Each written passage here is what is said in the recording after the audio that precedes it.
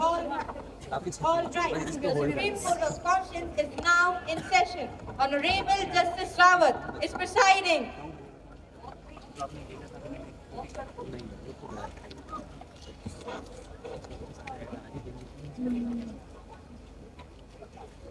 Before we begin, this court must say one truth clearly. Justice is not a debate, it is a responsibility. Courage has no dress code. Anyone who speaks shall speak with respect or not speak at all. Anyone who speaks without respect will be silenced immediately. You may now all be seated. Three shocking stories shaking the country. A hit and run, deadly pollution and illegal glacier dumping. Gen Z is involved in all three incidents. Troublemakers or heroes of the future? Tonight, the truth reaches the courtroom. Case 1, the People versus Ria and Arav. Prosecutor, proceed. My lordship. Look, I get it out of health, but that does not mean we just throw common sense out of the window. He had no training, no business stepping in like that. What if we made the situation worse? Should we just throw out every protocol just because he was feeling heroic? Oh, okay. So we should have just let the guy choke because he didn't have some fancy certificate in his back pocket? I'm sorry, but when someone's life is on the line, you don't wait for permission. He acted, and that's more than most people ever do in a crisis. This isn't a movie, Miss Zoe. Real life has consequences. You can't just jump in without understanding the risk. He didn't save anyone. He just got lucky. If he had screwed up, we'd be sitting here talking about suits instead of miracles. Order, stick to the facts. Lucky? You call it luck when someone literally saves a life? Maybe it's not luck. Maybe it's called having basic human decency. Arav didn't wait for permission. He acted. And that saved the kid's life. Enough, we are discussing whether or not Ar's actions were legally justified, based on the facts of the case. No, I'm trying to see reality. If we reward people for ignoring rules because it feels right, we are going to have chaos. What if we did more damage? We'd be all back here asking how we let a rookie make life or death decisions. Order! Oh, please. Stop acting like he was out there performing surgery with a spoon. It isn't about rules. It's about the fact that Arav did something instead of waiting around for a qualified expert who might have shown up too late. Sometimes you don't need a degree to know what's right. Ms. Zoe, you have made your point. Thank you, Your Honor. But we need rules, or else we have everyone thinking they can step into roles they are not trained for. That's not bravery, that's recklessness. And I'm not about to encourage people to act like they're above the system. Mr. Tiwari, we're not here to rewrite the rule book. We're here to apply it. Thank you, my lordship. Oh, right, because the law has been doing such a spectacular job saving the environment right now, right? Let's wait while someone dies because the proper procedure is so fast. Arav made the call and it worked. Your system isn't perfect, so maybe it's time to start evolving. Enough, I'm warning you both. This is a court of law, not a soapbox. Sorry, Your Honor. Sorry. This is about order, Miss Zoe. Without order, there's nothing. If people can just act however they feel like. Your point is understood, but Ms. Zoe raises an important consideration. Thank you, Your Honor. You say chaos, I say action. People like Arav are the reason we still have any hope left in this world. People make a difference. Arav made a difference. Let's not punish him for it. Your Honor, I would like permission to call the accused to the stand. Proceed. Thank you, Your Honor. I call Arav to the stand. Arav, why did you act? My lordship, the boy was dying and no one else was doing anything, so I had to save him. There you have it, Your Honor. Proof that this desperation was born out of humanity and not defiance. We will now proceed to deliberation. Both sides have made their cases. After reviewing testimony and arguments, this court finds that Arif's intervention falls under Good Samaritan protections. His actions, though untrained, were in good faith and intended to save a life. He is therefore not guilty of negligence or unauthorized medical intervention. This court rules his conduct legally justified and socially commendable. Case closed. Thank you, Your Honor. Case 2, the Ladakh incident. Prosecutor, proceed. So, we are just ignoring the law now. These kids trespassed, stole evidence and tampered with private property because they thought they knew better than the legal system. If everyone gets to decide when the law applies, what's left? No rules, no order. Objection, Your Honor. Sustained. These kids saw something destroying a glacier and they rights while an entire ecosystem is melting. Maybe your system isn't perfect and these kids saw a problem and they fixed it. Mr. Tiwari, Ms. Zoe, this court will address the alleged crimes, not your political philosophies. Sorry, Your Honor. Fixed it? It's called breaking the law. Having a noble cause doesn't give anyone a free pass to sabotage private property.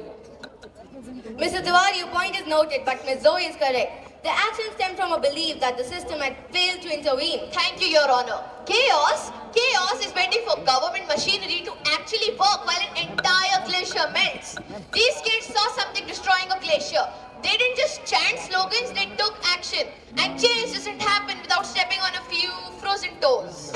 Order, we will maintain decorum. Sorry, Your Honor. Prosecutor, continue. So, now we reward law breaking. Is this what this courtroom is becoming? Because if everyone gets to decide that their crimes are good intentions, then the entire legal system collapses. I would like to call one of the accused to the stand, Your Honor. Proceed. I call Tenzin to the stand. Tenzin, you say your actions were justified. Prove it. My lordship, if I have learned anything living in the mountains, it's that if the ice die, we die. I couldn't stand by while the ice was being destroyed. Thank you, Your Honor. We will now proceed to deliberation. This was not a simple act of trespass, but neither was it a sanctioned operation. The defendants broke laws, that is undeniable. However, their intent was to reveal environmental harm and prevent irreversible damage that the authorities had failed to address. Thus, the court issued a conditional verdict.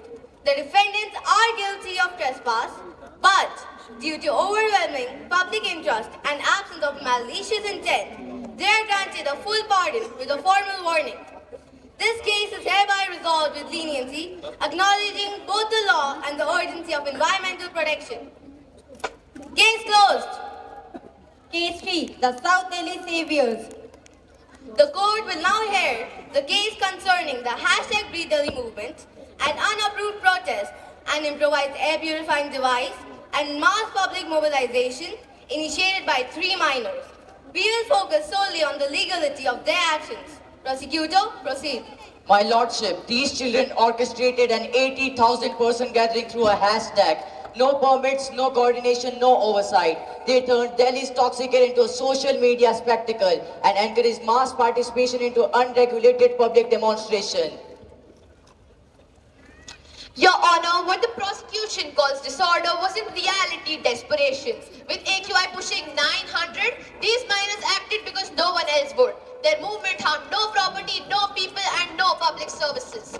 They mobilized citizens peacefully, distributed plants, and showcased that even a makeshift purifier is better than pretending the air isn't toxic. They didn't undermine the system, my lordship. They showcased that the system has stopped responding.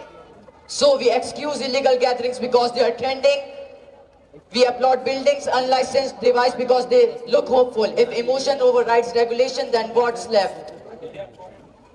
Chaos is when a city chokes waiting for action that never arrives. These kids didn't start a riot, Your Honor, they started awareness. Your Honor, I would like permission to call one of the accused to the stand. Proceed. Thank you, Your Honor. I call Ayan, one of the hashtag Breathe Delhi trio, to the stand.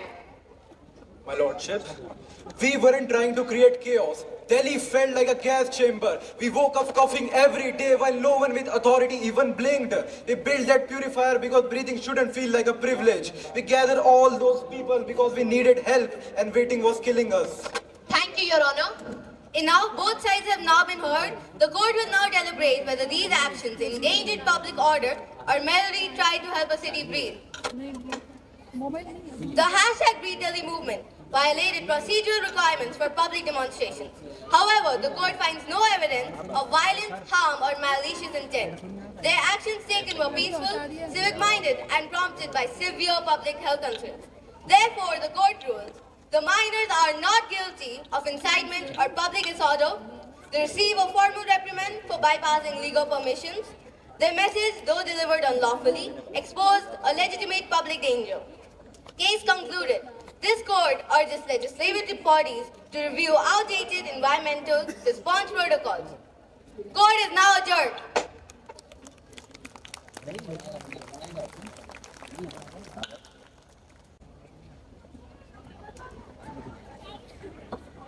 And that was the change we bring. We may talk in memes, think in reels, and dream in pixels, but our hearts are full of real hopes, ideas, and courage. We are not breaking traditions, we're remixing them. Not replacing values, just upgrading the version. Here's to every young mind out there. Keep slaying with kindness, keep working with a vision, and keep proving that Gen Z is in the future. We are the now. And one more thing. Shut up, Aman. The audience has other stuff to do. Thank you and Stay awesome.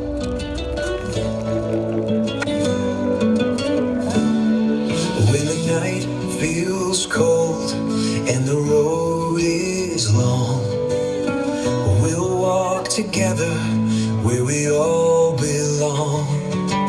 Step by step, with hearts aligned, in the rhythm of hope, we'll find our time. Together we rise, higher than before, lifting each other, we open the door.